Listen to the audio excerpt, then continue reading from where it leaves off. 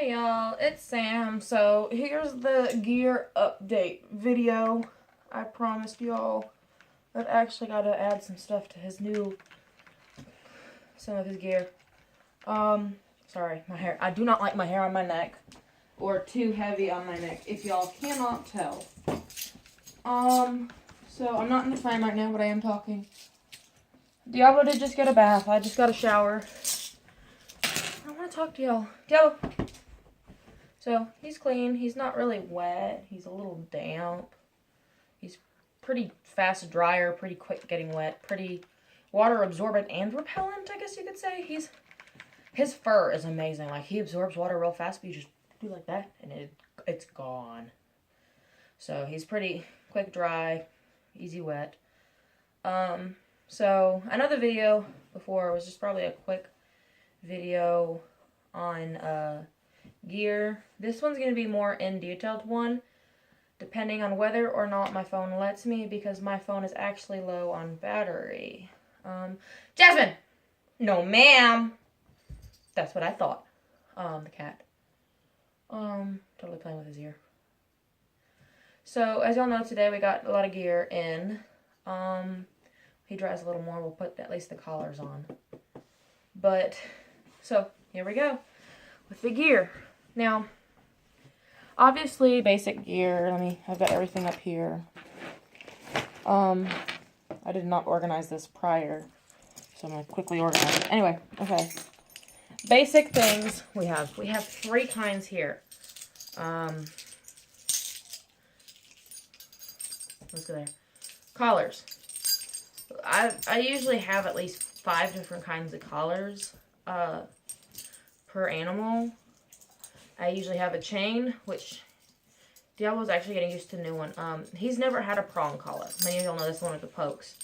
I usually have a paracord, a prong, a chain, a buckle, and a clip. Which the buckle and the clip are both nylon. But everything else is metal or paracord. So right now, I did get a complaint. This is totally off topic of gear. But it is kind of on topic of gear. I went to the resource teacher today, not resource, disabilities leader at the college. She did say she was going to email me or call me and let me know, but a kid in one of my classes, I keep saying kid, a student in one of my classes did complain about Diablo. Now, she said I probably wouldn't mind about this complaint and I wouldn't mind about editing it, which I really don't. But my thing is, I'm kind of upset because they didn't come to me, because I have people who come to me, close, that's a text saying I got the gear I just got. I'd rather someone come to me and complain than go to someone else and complain. I have a lot of people who do come to me and complain, but many of y'all know his chain tag had at least 20 different tags on it. All of them were relevant. Some of them were repeat relevant, but they were relevant. So, as y'all see now, there's 2. This one is actually coming off. It's not necessary. But usually I don't have that many, but like I said, his old collar was too small. And it still is. I thought the one we were getting in today was a buckle, but it was a clip. Anyway, so I just basically had to take tags off his collar to be quieter. So we have the chain collar, which has his rabies tag on it. The buckle collar, which has an identification tag on it. His, buckle collar. His clip collar, which is the one where it's just a little clamp, little 3-piece clamp. But those are the 3 basic colors. Like I said, he usually has, each of my animals have at least 5. This is the buckle one with a little T-buckle. The paracord one is usually not given to them till they're older, just because paracord collars go based off next width, and I do hand make them. I get, as y'all see, this slip collar, this, let me take it off, I just put this back together, this slip tag, which, if I can, I like them because if you cannot move them without actually taking the back piece to take them apart. These do bend. This is the back. I'm not going to show you my personal information. But with these, you'll run the paracord through here and make the paracord and run it back through here and melt it on. So it cannot be moved. So it's got the tag with the paracord the tag with the paracord around it, and it just sits right here on their neck. So that's what it is when they're full grown. That way's out, so I need to stick this back on this way. Okay, sorry, putting the thing back on the collar. These do work on the nylon collars. You just slip them through. Now they will not work on the buckle. You have to have, or the clip. You have to have the buckle because the clip this is bent over, and this little hole is made thin enough just for the nylon to go through. So you do have to have one of these collars for those, or make a paracord collar. That is all melted. Anyway, so this is his buckle collar. And y'all saw his chain. Y'all see it all the time. Here's his clamp one. It has a D-clip and then the regular clamp. I make sure my working dogs are identified with just pets. I usually have just one of these or a buckle with an identification and they're chipped. The service dogs, I make sure they have more. And then obviously their tags. These are actually backup service tags with his registration ID. Now, y'all, like I said previously, I do not approve of going through backyard people. My doctor would not write a doctor's note, which I'm actually going to get rid of his certification tags. These I get free because they're reimbursed for life through cnttags.com. They give you, if they get destroyed or damaged or if they get lost, they'll reimburse them for free. So you get a lifetime tag.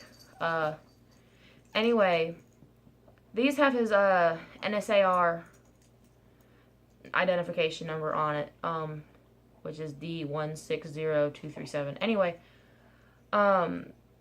service dogs again are not required to be certified, but if your doctor does not write certain notes for that, he did get state certified or state tested and nationally tested, so he did pass his testing. They don't provide certification. They do give you a number to call if you have a problem, which is not the ADA. I mean, obviously you can call the ADA, but if anyone questions his certification, because he does have, like I said, shit back certification papers for apartments and stuff, but that's just because apartments want documentation, a paper documentation, and the testers don't always write documentation. So they did give me their number in case they wanted to second guess the NSAR, which never used the NSAR. I just used it because, like I said, they need documentation. Usually that's enough to get by, but I have had a couple places question him. So I did give them the number, and they say, yeah, he was tested. He passed his testing. You know, he's a service dog. He's done what he needs to do. Because a lot of places, even though you have those papers, don't trust them, which they shouldn't. They're fake papers. But he's not a fake service dog. Like I said, we did that because everywhere was basically requiring papers, which makes having a service dog harder with the handler. Because all these fake places, anyone can get their dog a service dog without being a service dog. So we're basically forced to get false certifications that aren't really a certification because you're not required to have your dog certified. I have found it to be easier. Anyway, same with the U.S. Service Dogs Registry. They give you another identification number, but that basically says your dog has been tested. They don't give you papers or anything. But I do have tags for those. Anyway, this is his NSAR ID, which y'all have seen before. These are just the backup ones because he does have two old ones, but these are a lot shinier. They're brand new. If those ever get too damaged to read. So that's collars. It took like 10 minutes to tell you collars. It's like 8 minutes, but still. I go rambling. Another tag I have is this one. It's my name, so they know who to call and contact me, but that's not going on there anymore. Then there's one with his name, phone numbers, and some say he's a service dog, some say he's chipped. I gotta quit itching the inside of my nose. Anyway, another gear is an at-home harness. Like I said, none of the collars have more than one tag on them, just because when he's in public, you know, that one dude, I can't quit. There's complained, but at home it's just me. So we've got two on this one. It's just his. This one is his U.S. Service Animal Registry number, which is completely different than the NSAR. It's 14844759292. And then it has a double-sided tag with his name, my phone number, my boyfriend's, and he's chipped. I like this harness. This is one I got today. I just realized something. There's these buckle clamps, and this goes around his neck like that, and then this goes around his girth, or right here. I'm not wearing a bra. Like this. But, you know, these are still likely to snap.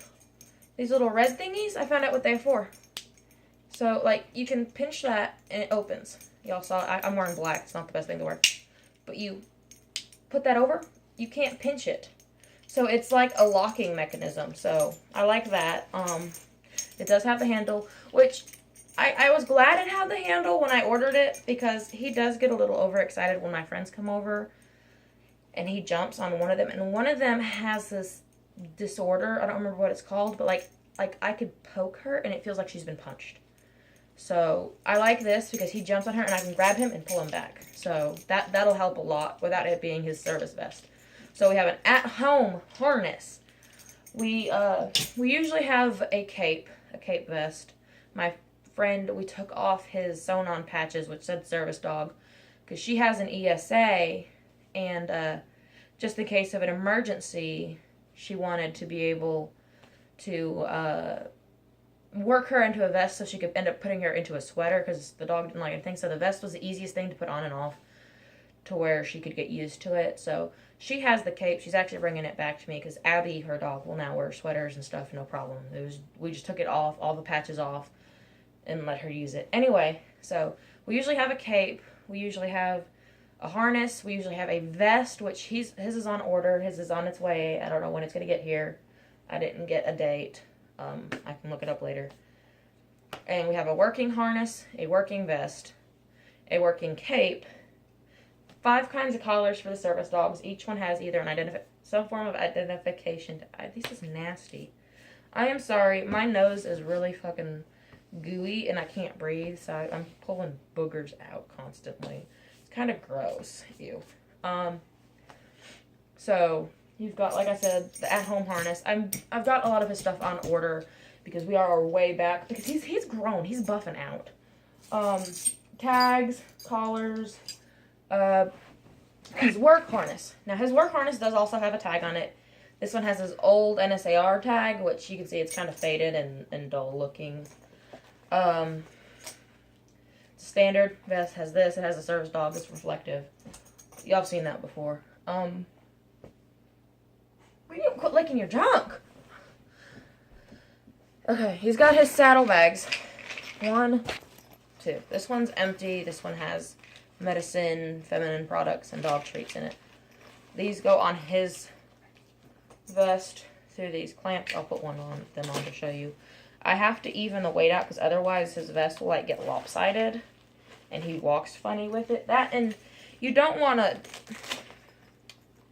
lopside weight. I don't remember misweight your dog. You want to make sure there's equal weights on either side of your dogs, or pretty similar, because it can actually cause joint problems in them. See, like this one's leaning that way because this one has stuff in it and this one doesn't, and it pulls the vest sideways. But they mount on there, or I can take these patches off and mount them as well like that and hold them taut. That's good for storage. Now this we got today as well. It's a poop bag holder with poop bags. I like this because if he's not on duty, but he's out, we can hook it on the D-clip of this one, and he can carry his own poop bags. When he is out on service, we take it to this one and hook it on the D-clip on the back of his working vest. He carries his own gear. We have carabiner clips, which is what this black clip is called, as a carabiner, for his bowl, so he carries his own collapsible water bowl, which is another part of the gear. It's a food water bowl. We usually carry 2. Then what we got today, which he, like I said, in the other video, he's never used them before. It's a head halter. This is a small, so it is too small for him. I am going to upgrade him to mediums. I've got to order them, so that will be ordered probably when I get more money. I blow so much money on a service dog. But it all gets reimbursed. Arkansas reimburses you down to the penny you spend on veterinarian care, everything. I don't know if other states do it, but Arkansas does in the U.S. But there's the head harness. We're going to work with that. Leashes. Now, this is a standard leash. This is his pet leash. We've been using it because we haven't had a working leash. Here's his pet leash. It's kind of worn out. Because we use it a lot. But this is an 8-foot leash. No, it's probably about a 6-foot leash. my arm span is 6 feet. I'm a 6 foot tall woman. 6'1". So he has this leash. That's his pet leash. I've been trying to get one of these forever. These are mini leashes. They're good for taller dogs or kids who are walking dogs, because taller dogs, you can hold it at your hand and then they're just there. With a little dog, I have to bend over, or I have to hold it on my middle finger on the very tip if I use it on Diablo, unless I use it on a collar, like the choke collar. But these are really good investments. The short leashes. This is probably 6 inches. I like the foot one because they're a little bit longer. And then he has another leash. This is another 6 foot leash. This came in today, and it's good because it's a leash. We usually have an adjustable leash, which I've got one on order. I've got everything on order, if y'all can't tell. I'll do another video, an updated video, excluding all this, but having all his new gear. I'll show you that leash later, but it's another kind. Since he's a short coat, we have shirts and sweaters for him, just because he gets cold. Service dogs, yeah, they are medical equipment, but they're actually legally supposed to be treated better than an animal. They're supposed to be treated like a human. They're also legally registered as a human. So he has a sweater, his little armholes. This was from when he was a lot smaller, so this one's actually got to go to Cinder, and then when she outgrows it, we'll give it to my boyfriend. This one was made from the sleeve of an old sweatshirt. This is where his head goes, his body, his arms. So there's that sweater. I have a tendency to make him one sweater a year. He reflects heat like crazy, I can't do a single crochet. I have to do a double crochet, because the double crochet will keep him warm but keep him cool. A single crochet will overheat him and he won't stay. So here's the head, there's the arms. The buttons on his belly are to keep his pee-pee warm. And then there's a little latch on the butt to cover his tail, but he doesn't have a tail, really. It's a little bit loose on him because I made it a little bit for a bigger dog, a little bit for him, because he was fatter at the time. When I finished it, he was skinnier. Bandanas. I love bandanas. He picks out his own bandanas. I have a bunch of bandanas. A lot of them are the same print because I use one and just go. But this is the one he wears the most. It's most riddled. It's one he picks most often. Around Halloween time, we get costumes for him, which will be next. And shirts. This one says, I don't do costumes. This was his first Halloween. We got both the Halloween shirts at Halloween, but this was his, second Halloween was I don't do costumes, which was funny because the very next day was Halloween. We put him in a costume. And then this was his first Halloween, which he was a skunk because he has the farts and they stink. We just had dog safe spray paint or hair spray paint and did a stripe down his back. Was, where's the treats at? We got at Walmart. They're pretty, like $5. This year for Halloween, he was a Mexican choro, or a horse rancher. He's got a little sombrero and a little poncho, which he absolutely hated it. It kept getting under him and it tangled. I do not suggest this, just because it gets so hasslesome. It's so flimsily made. This year he's going to be a bumblebee. I've already got the costume. And then this is his sweater. It's a rain jacket, winter jacket. It's lined with fleece. It's quick on, quick off with the Velcro. We are getting him a service dog rain jacket sweater that does say service dog, and it's reflective, so I like that. It's really nice. I'm kind of jealous. It's so soft, but that's his gear. We usually have some other gear, but like I said, they're on order or he's outgrown them, so there's that. Now I'm gonna do a little detour, even though this video is already at 20 minutes, 19 minutes. What we have for Cinder so far, let me grab the rest of it. It's harder with service dogs because you cannot start a service dog in their training. I mean, you can do their basics, but you can't claim them as ow, my toe. A service dog in training until they pass their canine citizenship test. So it's a bit harder to do. Oh, I usually also have a leather buckle collar, so I usually have 6 now that I think about it. The gear we got for her so far is a leather collar with a tag. This does have a service dog tag on it, but that's just because I'm pretty sure I've never had a dog fail me on service training. Yeah, Diablo was my personal first one, but I've trained, or not, I've not personally trained, but I've assisted several other people in training service dogs for them, and I've never had a fail. Usually with someone who trains dogs for the first time, no training prior, they have 1 in 100 fail rate. They're going to fail 99 times out of 100 with the dog. I've trained everything from basics to home and self-protection, so I figured, you know, home and self-protection, they listen to one handler, they have a lot of strict commands, they're very strict ruling. Service dogs aren't that much different. So I started assisting people with their service dogs, basically giving them the basic training you would do a garden attack or a home and self-protection dog, but they were slightly altered. And as much as people say they're not alike, I've personally seen they're very much alike, so I've never had a fail ratio. I had one dog that came close, but with severe correction, and they stayed with me for a couple weeks, and severe reinforcement. Not like physical and negative, like abuse, but like positive reinforcement and close eye and sharp work. That dog did retaliate, or retaliate's not the right word.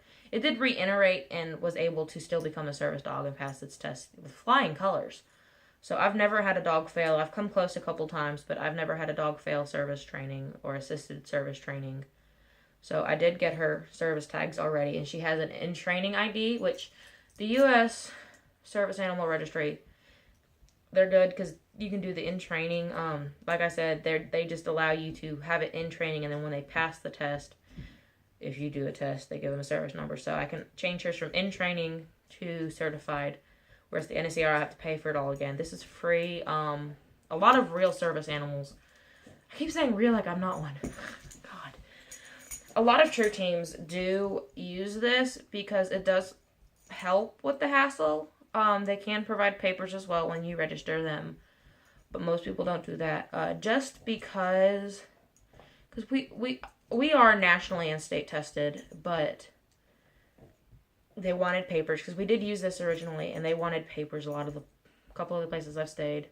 So we went to the NSAR to get that. So this is his ID number, but a lot of true teams do also use this to help with the hassle. Arkansas is pretty strict on service animals, not more strict than most states.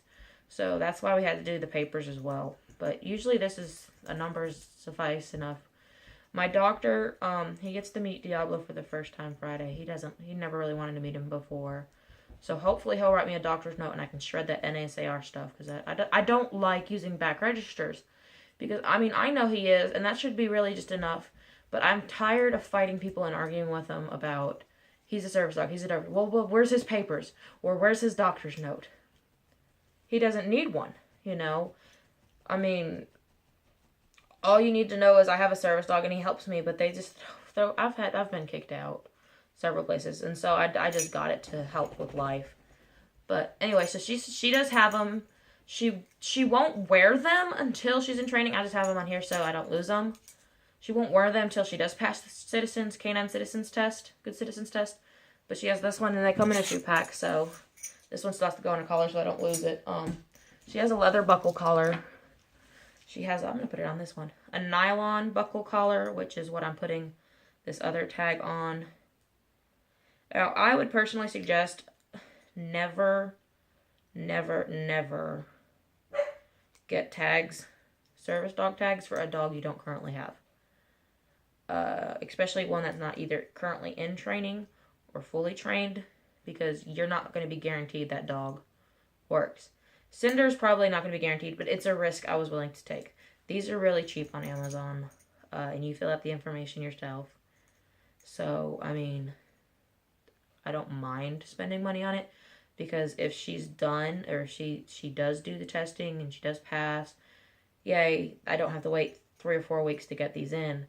I have them already, so it helps. I just don't suggest doing it, because it can be a waste of money.